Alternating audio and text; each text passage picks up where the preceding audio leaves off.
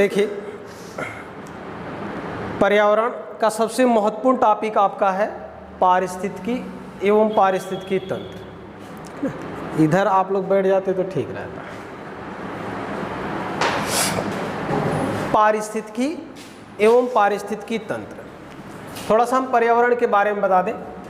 पर्यावरण होता क्या है? देखिए, पर्यावरण शब्द जो है वह दो शब्दों परि प्लस आवरण से बना है। परि का मतलब होता है चारों तरफ और आवरण का मतलब होता है घेरा। लेकिन अगर हम शाब्दिक अर्थ देखा जाए कि हमारे चारों तरफ के घेरा, जो हमें चारों तरफ से घेरे हो, उसे हम पर्यावरण कहते हैं, तो ये सही नहीं है। क्योंकि जिससे हम घिरे होते हैं वह हमें प्रभावित भी करता है और उसे भी हम प्रभावित करते हैं, ठीक ना? जो हमें प्रभावित करता है हम उसे भी प्रभावित करते हैं। तो इस तरह से हम कह सकते हैं कि पर्यावरण हमारे आसपास की वे परिस्थितियां होती हैं जो हमें प्रभावित करती हैं, जिससे हम स्वयं प्रभावित होते हैं और उसे हम प्रभावित करते हैं, वही हमारा पर्यावरण है। और जैसे शिक्षा का पर्यावरण हो गया, तो शिक्षा का पर्यावरण क्या हो गया? यानी आप यहाँ आते हैं, यहाँ के अध्ययन अध्यापन से आप प्रभावित भी होते हैं और अपने कौशल से, अपनी विद्वता से, अपने टैलेंट से आप क्या करते हैं? टीचर को, विद्यालय परिवार को प्रभावित करते हैं। ये एक विद्यालय परिवार का पर्यावरण हो गया, ठीक ना? तो पर्यावरण जो है वे परिस्थितियाँ होती हैं, वह आसपास की वे परिस्थितियाँ होती हैं जिससे हम प्रभावित होते हैं और उसे प्रभावित करने का प्रयास करते हैं। इसमें देखिए, सबसे महत्वपूर्ण जो टॉपिक आपका है पारिस्थितिकी एवं पारिस्थितिकी तंत्र, इकोलॉजी एंड इकोसिस्टम। हमारे पर्यावरण में पाए जाने वाले सभी प्राकृतिक या कह लीजिए जैविक एवं अजैविक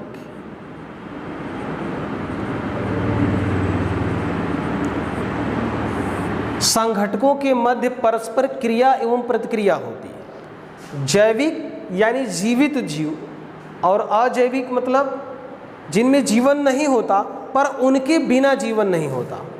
इस तरह समझिए, जैविक जिनमें जीवन होता है, अजैविक में वे आते हैं जिनमें जीवन तो नहीं होता लेकिन जिनके बिना जीवन नहीं होता है। जैसे आप पानी ले लीजिए, पानी में जीवन नहीं है लेकिन पानी के बिना जीवन नहीं है। वायु जीवन नहीं है पर वायु के बिना जीवन नहीं है। मिट्टी जीवन नहीं है लेकिन मिट्टी के बिना जीवन नहीं है। तो जैविक एवं अजैविक संघटकों के मध्य परस्पर क्रिया एवं प्रतिक्रिया होती रहती है, यानी दोनों एक दूसरे को प्रभावित करते हैं, एक दूसरे से प्रभावित होते हैं। खुद जीवों के मध्य क्रिया प्रतिक्रिया होती रहती है, एक जीव से दूसरे जीव के मध्य क्रिया प्रतिक्रिया होती रहती है। जैविक संगठकों का अजैविक संगठकों के मध्य क्रिया प्रतिक्रिया होती रहती है, ठीक। तो पारिस्थितिकी विज्ञान की वह शाखा है जिसके अंतर्गत जीवों के मध्य होने वाली क्रिया एवं प्रतिक्रिया तथा स्वयं उनके मध्य होने वाली अंतर क्रियाओं का अध्ययन किया जाता है। इसे हम क्या कहते हैं? पारिस्थितिकी। अब आते हैं पारिस्थितिकी तंत्र पर। पारिस्थितिकी तंत्र का जो सबसे पहले प्रयोग किया था अर्नेस्ट हेकर, अर्नेस्ट हैकर नामक विद्वान ने जो है सबसे पहले पारिस्थितिकी शब्द का प्रयोग किया है। तो पारिस्थितिकी की परिभाषा यही है कि पारिस्थितिकी विज्ञान की वह शाखा है जिसके अंतर्गत जैविक एवं अजैविक संघटकों के मध्य होने वाली क्रिया प्रतिक्रिया एवं खुद उनके मध्य होने वाली अंतरक्रियाओं का अध्ययन किया जाता है। पारिस्थितिकी तंत्र, देखिए तंत्र शब्द आप समझिए, इकोसिस्टम, पारिस्थितिकी परि मतलब चारों तरफ, स्थिति शब्द को तोड़िए, परिस्थिति और तंत्र। तंत्र शब्द भले अलग लगता है लेकिन थोड़ा एक व्यवहारिक शब्द आता है जो इंग्लिश का ही है, लेकिन सबसे ज़्यादा प्रयोग होता है वह क्या है? सिस्टम। आप कहते हैं सिस्टम, सिस्टम क्या होता है? सिस्टम हम कब उपयोग करते हैं? जब कोई चीज़ व्यवस्थित रूप में हो। जैसे आप क्लास में ही आए तो यहाँ कोई सिस्टम नहीं। सिस्टम का क्या मतलब है? बैठने की व्यवस्था हो, ठीक ना, लाइट की व्यवस्था हो, अच्छे से सुनाई देता हो, ठीक ना, इस सब की व्यवस्था होनी चाहिए। तो ये सिस्टम होता है। जैसे घर चलाना हो तो घर में नहीं, अभी किसी घर में लड़ाई झगड़े हो रहे तो आप क्या कहेंगे? ये घर का सिस्टम बहुत बेकार है। लेकिन अगर घर में एक दूसरे के लोग इज्जत करते हों, एक दूसरे का सम्मान करते हों, ठीक ना, और अपने अपने कार्यों का निर्वहन करते हों, तब हम क्या कहते हैं कि वहाँ का सिस्टम सही है। तो इसी तरह से यह इकोसिस्टम है, हमारी पर्यावरण का भी एक सिस्टम है, हमारे पारिस्थितिकी तंत्र का भी एक सिस्टम है। यानी हमारे इस पर्यावरण में पाए जाने वाले सभी प्राकृतिक, जैविक एवं अजैविक घटकों के मध्य भी एक तरह का तंत्र होता है। इन्हीं तंत्रों का जो अध्ययन है वह पारिस्थितिकी तंत्र में किया जाता है। तंत्र का मतलब उनकी व्यवस्था का, हमारे इस पर्यावरण में, हमारे इस आसपास की परिस्थितियों में पाए जाने वाले जो भी घटक हैं, जीवित एवं अजीवित के मध्य जो सिस्टम है, जो तंत्र है, उन्हीं का अध्ययन जो है इस पारिस्थितिकी तंत्र में किया जाता है। पारिस्थितिकी तंत्र के घटक, घटक का मतलब ये पारिस्थितिकी तंत्र किससे मिलकर के बनता है। तो पारिस्थितिकी तंत्र को बनाने में मुख्य रूप से दो घटकों का उद्गम होता है। एक होते हमारे जैविक, जिसे हम कहते हैं बायोटिक, और दूसरा हमारा होता है अजैविक। लेकिन इस जैविक और अजैविक घटकों को इसे कहते हैं एबायोटिक।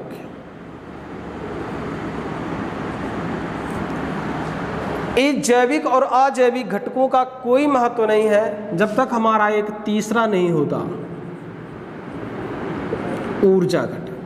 पहले इसे नहीं शामिल किया गया था, जिसमें सूर्य को सम्मिलित करते हैं, ठीक, जिसमें हम सूर्य को सम्मिलित करते हैं। तो कुल 3 घटक हो गए, जैविक घटक, अजैविक घटक और ऊर्जा घटक। जैविक घटक के अंतर्गत सभी जीवित जीवों को सम्मिलित किया। पारिस्थितिकी तंत्र के जैविक घटक के अंतर्गत सभी जीवित जीवों को सम्मिलित किया जाता है। और जैविक घटक को हम 3 भागों में बांटते हैं। उत्पादक, इसे प्रोड्यूसर बोला जाता है, उपभोक्ता, इसे कंज्यूमर बोलते हैं, और अपघटन करता, इसे डीकंपोजर बोला जाता है। उत्पादक, उपभोक्ता और अपघटन करता।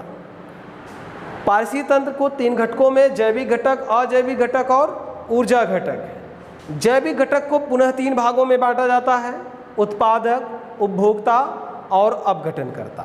उत्पादक या प्रोड्यूसर, उत्पादक वे सभी जीवों को कहा जाता है जो अपना भोजन स्वयं बनाते हैं। वे सभी जीवित जीव जो अपने भोजन का स्वयं निर्माण करते हैं उसे हम उत्पादक कहते हैं। हम अपना भोजन बनाते हैं? नहीं बनाते। हम बनाते हैं ना, दाल, सब्जी, चावल, रोटी बनाते हैं, तो क्या कहते हैं? हम अपना भोजन बनाते। पर रियलिटी ये नहीं है, हम अपना भोजन नहीं बनाते हैं, बल्कि बनाए हुए भोजन को हम पकाते हैं, उसे पका करके खाते हैं। तो हम भोजन नहीं बनाते बल्कि उसको पकाते हैं, पका करके खाते हैं, उसको कच्चा खा जाते हैं। तो जो अपना भोजन स्वयं बनाते हैं उन्हें हम क्या कहते हैं? उत्पादक। और इसके अंतर्गत वे सभी जीव आते हैं जो अपना भोजन स्वयं बनाते हैं। तो इसके अंतर्गत आती हैं सभी वनस्पतियाँ। वे सभी वनस्पतियाँ जो प्रकाश संश्लेषण के माध्यम से अपना भोजन स्वयं बनाती हैं। और वनस्पतियाँ अपना भोजन बनाती कैसे हैं? तो ये क्या करती हैं? वायुमंडल से कार्बन डाइऑक्साइड, वायुमंडल से कार्बन डाइऑक्साइड लेती हैं, भूमि से जल लेती हैं और जल के साथ खनिज लवण भी लेती हैं, और सूर्य के प्रकाश की उपस्थिति में, सूर्य के प्रकाश की उपस्थिति में अपने पर्णहरिम के माध्यम से, अपने पर्णहरिम के माध्यम से वह ग्लूकोज का निर्माण करती है। बदले में हमें ऑक्सीजन गैस मिलती है। वह ऑक्सीजन का निर्माण नहीं करती है। एक भी रियलिटी है कि वनस्पतियां ऑक्सीजन का निर्माण नहीं करती हैं, लेकिन यह उनके बाई प्रोडक्ट है, यानी भोजन निर्माण के समय यह बाई प्रोडक्ट के रूप में निकल जाता है। तो वो जानबूझ के ऑक्सीजन नहीं बनाती। वनस्पतियों का मेन उद्देश्य क्या होता है?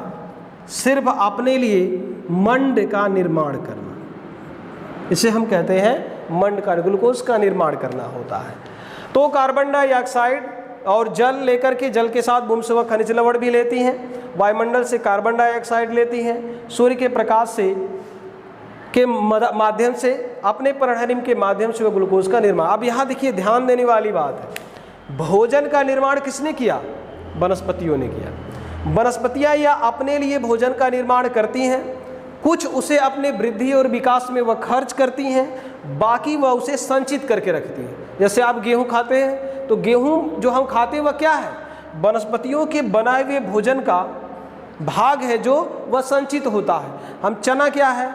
वनस्पतियों के बनाए हुए भोजन जो उसकी जड़ों में चना संचित रह जाता है, ठीक ना, वह अपने बनाए हुए भोजन को वहाँ संचित कर लेता है, मटर फलों में संचित कर लेता है। इस तरह से आप देखेंगे कि हर वनस्पतियाँ जो भी भोजन का निर्माण करती हैं उसे अपने वृद्धि विकास में कुछ खर्च करती हैं, इसके अलावा कुछ को रिजर्व के रूप में रख लेती हैं। उसी रिजर्व को कौन उपयोग करता है? उपभोक्ता, ठीक ना। अब आते हैं हम लोग कंज्यूमर पर। तो हमारे वनस्पतियों द्वारा बनाए हुए भोजन को ग्रहण कौन करता है? उपभोक्ता। तो उपभोक्ता भी कई तरह के होते हैं। प्रथम श्रेणी के उपभोक्ता, द्वितीय श्रेणी के उपभोक्ता,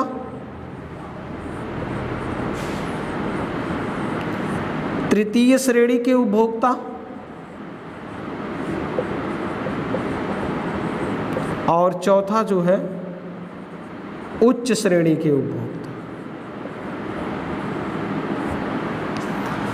उपभोक्ता वे जीव होते हैं जो उत्पादक यानी वनस्पतियों द्वारा बनाए हुए भोजन को उपयोग करते हैं, यानी जो भोजन के लिए दूसरों पर आश्रित होते हैं। इन्हें परपोषी कहा जाता है, इन्हें स्वपोषी कहा जाता है। स्वपोषी का मतलब होता है जो अपने भोजन का निर्माण स्वयं करता है, ऐसे जीवों को स्वपोषी कहते हैं। और जो अपने भोजन का निर्माण न करके दूसरों के भोजन पर निर्भर होते हैं उन्हें हम परपोषी कहा जाता है। तो उपभोक्ता क्या होते हैं?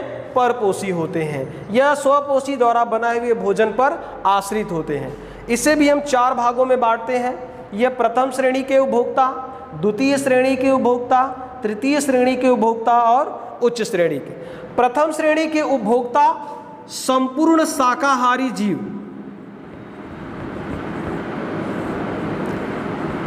वे समस्त जीव जो पूर्ण रूप से वनस्पतियों पर निर्भर होते हैं उन्हें हम प्रथम श्रेणी के उपभोक्ता कहते हैं। इसको आप क्रम से याद रखिएगा कि प्रथम श्रेणी में वही जीव आएंगे जो पूर्ण रूप से शाकाहारी होंगे। जितने भी शाकाहारी जीव हों, चाहे गाय, बैल, भैंस, बकरी, जो भी शाकाहारी जीव हैं वह सब क्या हैं? प्रथम श्रेणी के उपभोक्ता। प्रथम श्रेणी के उपभोक्ता को खाने वाले जीव द्वितीय श्रेणी के उपभोक्ता होते हैं। जैसे कुत्ता हो गया, बिल्ली हो गई, ठीक नहीं, कौवा हो गया, जैसे ठीक नहीं, कौवा हो गया। और भी ले लीजिए जैसे भेड़िया हो गया, सांप हो गया, मेढक हो गया। ये क्या है? जैसे मेढक कीट पतंगों को खाता है। कुछ ऐसे कीट पतंग होते हैं आप देखते होंगे जिसे वनस्पतियों को खाते हैं, तो उन कीट पतंगों क्या करते हैं? मेढक खा जाते हैं। भेड़िया जैसे बकरी को खा सकता है, कौवा भी कीट पतंगों को खा जाते हैं, बिल्ली भी कुछ छोटे मोटे शाकाहारी जीवों को, जैसे चूहा शाकाहारी होता है, चूहों को खा जाती है, कुत्ता भी चूहों को खा जाता है।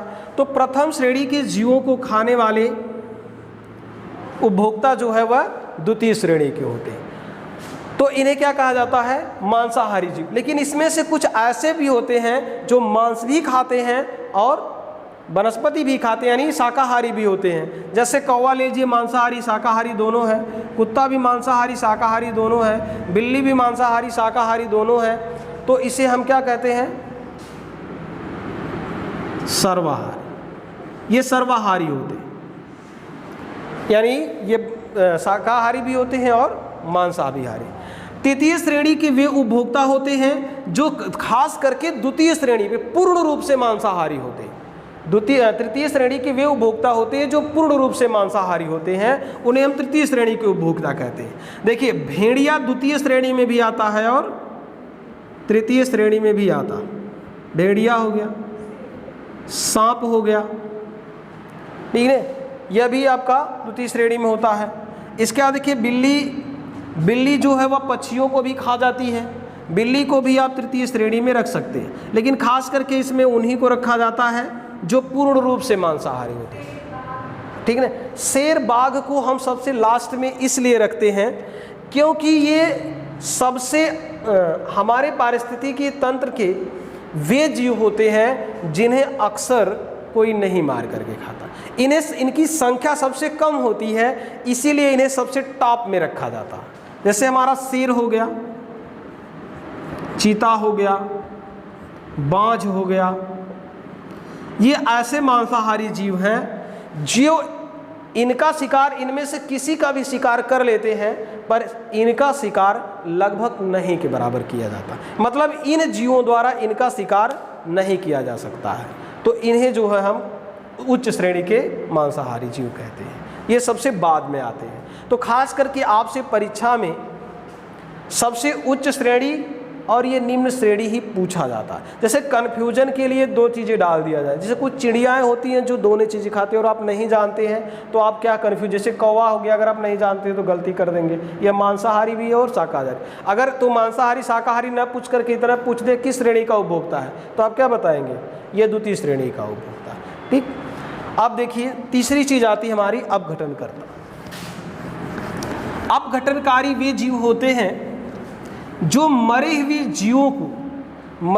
जीवों से अपना भोजन प्राप्त करते हैं, इन्हें हम अपघटनकारी जीव कहते हैं। इसके अंतर्गत आते हैं आपके कवक और जीवाणु, जिसे आप बैक्टीरिया कहते हैं। कवक जिसे आप कहते हैं दहिया लग गई, जिसे रोटी हो गया, कोई चीज़ें ज़्यादा दिन समय तक रखते हैं तो उसमें क्या लग जाता, दहिया लग जाता, ये क्या है, कवक होते हैं।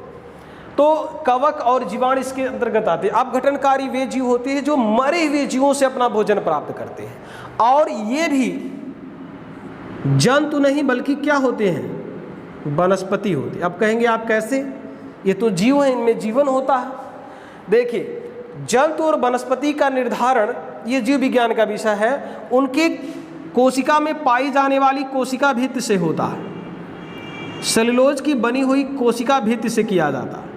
जिन जीवों में कोशिका भित्ति पाई जाती है वे वनस्पति होते हैं, और जिनमें कोशिका भित्ति नहीं पाई जाती है उनको जंतुओं के अंतर्गत रखा जाता है। तो हमारे जो कवक और जीवाणु है, इनमें कोशिका भित्ति पाई जाती है, इनके कोशिका भित्ति जो है पाई जाती है, इसलिए कवक और जीवाणु को हम वनस्पति कहते हैं।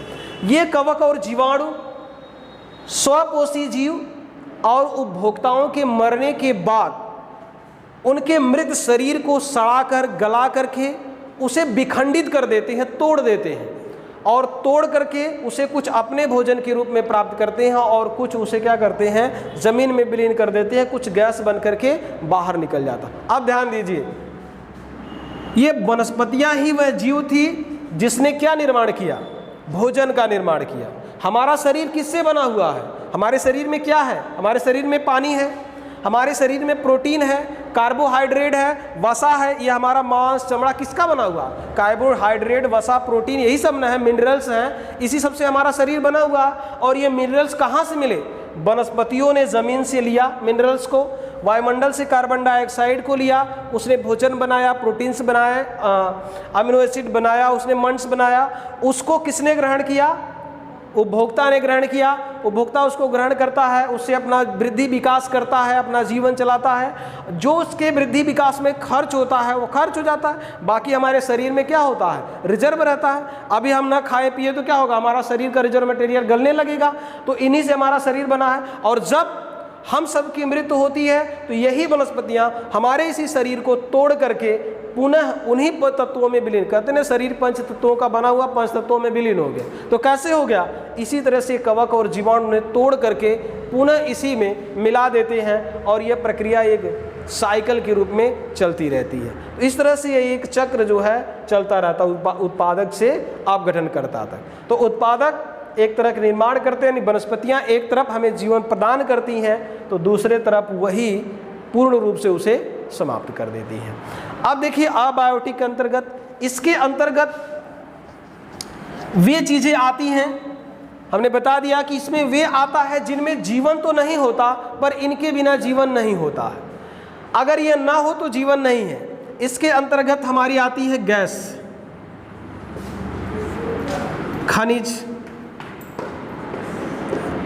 ठीक ना। गैसों में कार्बन डाइऑक्साइड हो गया, हाइड्रोजन हो गया, ऑक्सीजन हो गया, विभिन्न प्रकार की कार्बन हो गया, ठीक ना, नाइट्रोजन हो गए, ऑक्सीजन हो गया, ये सब गैसें हैं। इन गैसों का भी हमारे जीवन में काफ़ी कहीं ना कहीं हमें उपयोग आते हैं। अब आप कहते होंगे कि हमें हाइड्रोजन का क्या उपयोग है?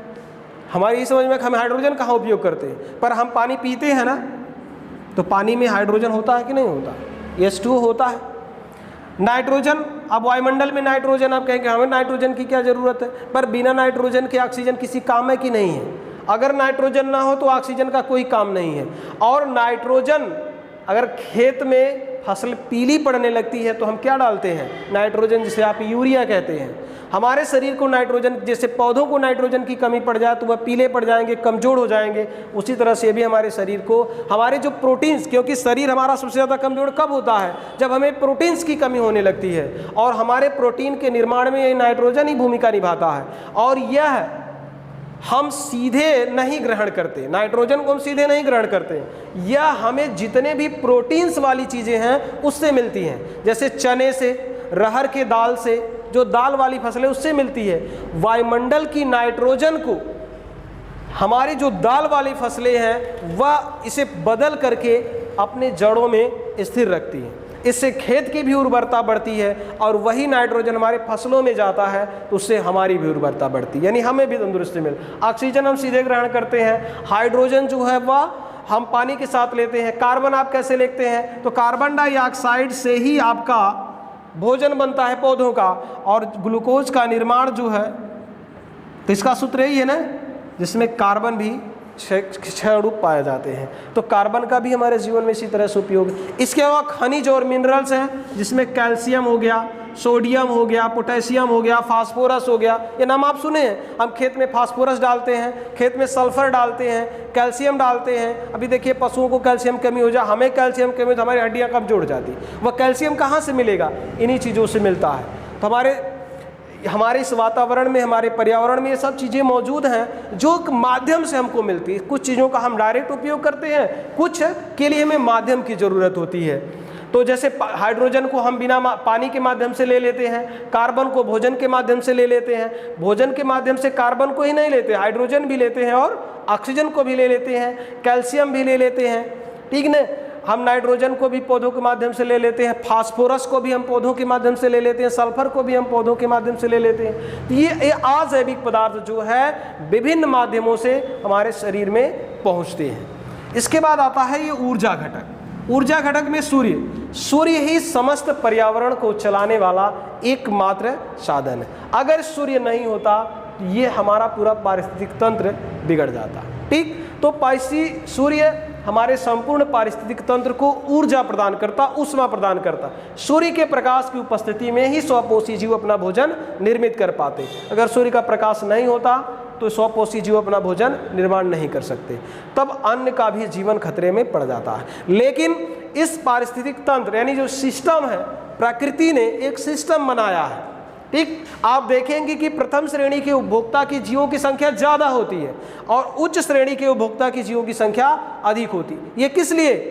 बैलेंस करने के लिए, प्राकृतिक पर्यावरण तंत्र को बैलेंस करने के लिए। अभी शेर की संख्या ज़्यादा हो जाए तो सारे शाकाहारी जीवों को खा जाएगा, तब जब वो शाकाहारी जीवों को खा जाएगा तो शेर तो घास खाता नहीं, शेर घास नहीं खाता, लेकिन बिना घास वाले के भी उसका जीवन संभव नहीं है। देखिए एक एक कड़ी हमारे पर्यावरण में कैसे जुड़ी है, हम उसका महत्व नहीं समझते, कहते यार ये तो हमारे क्या काम आएगा। कहते कीट पतंगों की क्या हमें ज़रूरत, हमें रोज़ परेशान करते हैं, हमको मारने के लिए दवा डाल देते हैं, गैस जला देते हैं, उनको जला देते हैं। लेकिन सोचिए, अगर इस पर्यावरण में कीट पतंगे नहीं होंगे तो मेढक का जीवन चलेगा, मेढक का जीवन नहीं चलेगा तो सांप का जीवन चलेगा, सांप का जीवन नहीं चलेगा तो उसको खाने वाला मोर जिंदा रहेगा।